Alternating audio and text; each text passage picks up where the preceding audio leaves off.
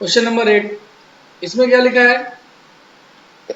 It seemed to him that stealing a horse for a ride was not the same thing as stealing something else such as money. वो ये कि घोड़ा जो चोरी हुआ है, वो हमने घोड़ा चोरी करने का हमारा रीजन ये रहा है कि उसे बेचने के पर्पज से हमने चोरी नहीं किया, उसे हमने इसलिए चोरी किया था ताकि हम उसको यूज कर सके।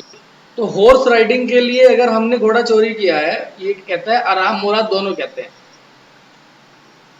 हॉर्स राइडिंग के लिए अगर हमने घोड़ा चोरी किया है तो इसका मतलब इसको चोरी करना नहीं कहते हैं। अगर हम उसको बेचते, हमने कोई पैसा चुराया होता तो कह सकते हैं कि हमने ये घोड़ा चोरी किया है। लेकिन अभी हम लोग खाली हॉर्स राइडिंग के लिए घोड़ा लेकर आए हैं कुछ समय के लिए, हम इसको वापस कर देंगे, इसलिए इंपॉर्टेंट क्वेश्चन बन जाता है इसका। Give example to show why Murad consider one of the craziest member of the, ये भी इंपॉर्टेंट क्वेश्चन है कि मुराद को क्यों क्रेजी समझा जाता है।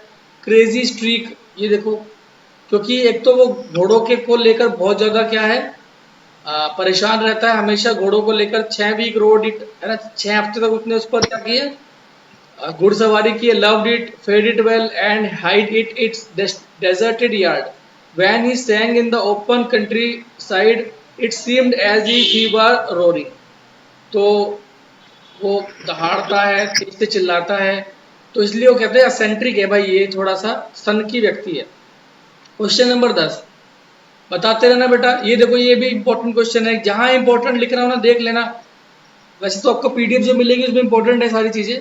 Why does narrator mention uncle Khusro, which characteristic feature of the man are highlighted. अब देखो अंकल खुसरो की बात बता रहा है ये। अंकल खुसरो जो है ना, वो भी एक क्रेजी स्ट्रीक है, एसेंट्रिक है, सनकी है, पावरफुल मैन है, एक बिग मैन है, powerful head of black hair and very large moustaches, और बड़ी बड़ी उनकी मूछें हैं। Quite furious in temper, very irritable and impatient. He would stop anyone from talking by roaring his pet phrase, it is no harm, pay no attention to it. ये हम discuss कर चुके हैं। बेटा तक उनके पास आता है, कहता है पापा घर में आग लग गई है, बोलते हैं कोई बात नहीं, pay no attention to it, it is no harm, कोई परेशानी नहीं होने वाली। क्वेश्चन नंबर 12 की ओर आते, 11 की ओर आते हैं। Give an example to illustrate how uncle Khusro impatient sometimes work to his. इन दोनों क्वेश्चन को मिला के इनका कैरेक्टर स्केच बन सकता है बेटा,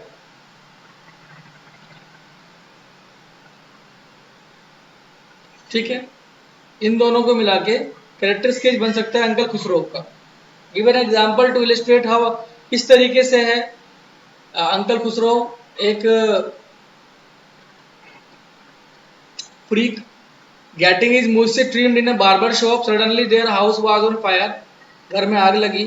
हिज ओन सन अराक, देखो ये एक और कैरेक्टर, देखो नाम ले लेना आप, अराक, उनका बेटा अराक आता है। 8 blocks to the barber shop to inform who Khusro got impatient and roared at his son when the barber reminded him that his house was on fire. Khusro roared at him and stopped him for talking. उसको रोक दिया और बोला it is no harm, pay no attention to it. ये भी important question है। Question number 12, the distribution of various kinds of spirit of our tribe had been from the beginning capricious and vagrant.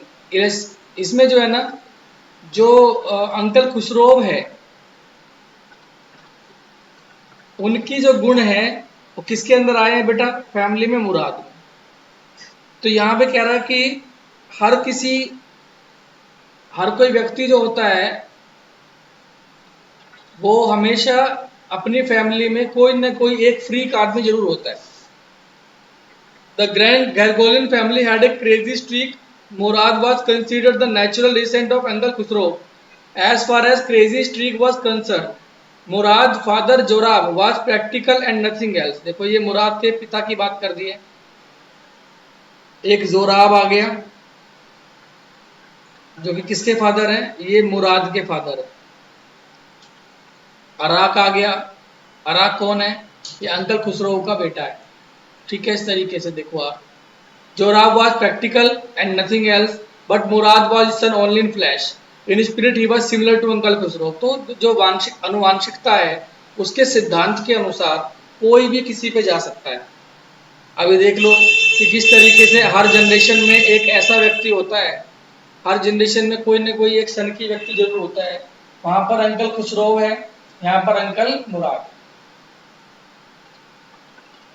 Give a brief account of Murad Joy ride. ज्यादा important नहीं है वैसे, पढ़ लेना एक बार इसको।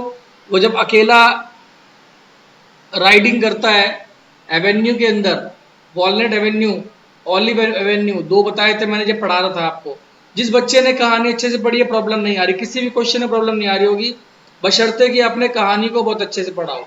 इसलिए सबसे पहले हम समरी करते हैं, समरी करने के बाद हम आगे चलते हैं। और इस समरी में भी हमने डिस्कस किया था अच्छे से पहले।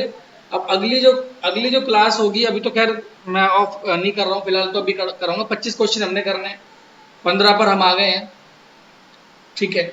तो 25 के 25 क्वेश्चन करेंगे ताकि नेक्स्ट क्लास में ना करना पड़े। और नेक्स्ट क्लास में खुशवंत सिंह और उसकी मदर वाले कुछ क्वेश्चंस कर लेंगे और चलेंगे राइटिंग स्किल्स के सेक्शन पे। We will either take him back or hide him until tomorrow morning. Which course of action did the speaker take and why? Mourad took the latter option, he hid the horse in barn of desert vineyard. So Mourad, मतलब वो ये कि मुराद घोड़े को लेकर बिल्कुल भी डरा हुआ नहीं था। एक फार्मर था जिसका नाम था, सर एक बार नीचे कर दो, 13-14 का स्क्रीनशॉट नहीं लिया है मैंने। ठीक है।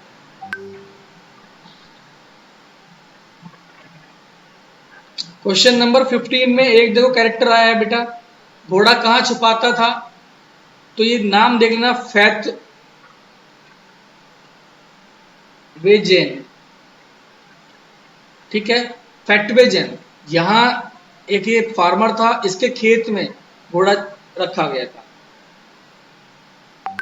16 क्वेश्चन करने की आवश्यकता नहीं है, 17 इंपॉर्टेंट है। जब जॉन बायरो, आपको पता है जॉन बायरो जाता है अंकल खुसरो के पास। अंकल खुसरो इरिटेबल, 3 वर्ड ध्यान रखना भाई, ये 3 वर्ड आप पेपर में लिखोगे नंबर मिलेंगे। इरिटेबल, इम्पेशेंट और फ्यूरियस। उनको बोलते हैं it is no harm, pay no attention to it.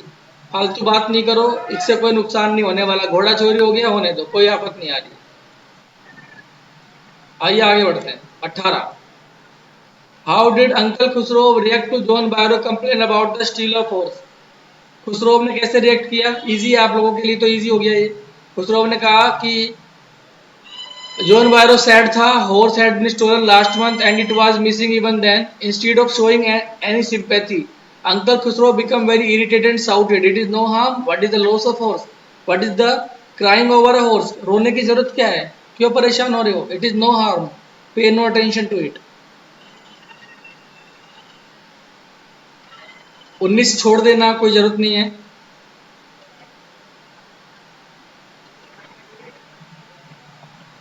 Question number 21 important है। जिन क्वेश्चन में निशान लगा रहा हूं उन पे ज्यादा फोकस करना है बेटा, लेकिन ये भी नहीं कि बाकी नहीं पढ़ने। How did Murad help the wounded robin to fly? What does the this incident indicate? बहुत जिन्होंने अच्छे चैप्टर पढ़ा उन्हीं को पता होगा। The narrator notice Murad trying to cure the hint wing of a young robin which could not fly. He was talking to the bird. After some time, he threw the bird into the air.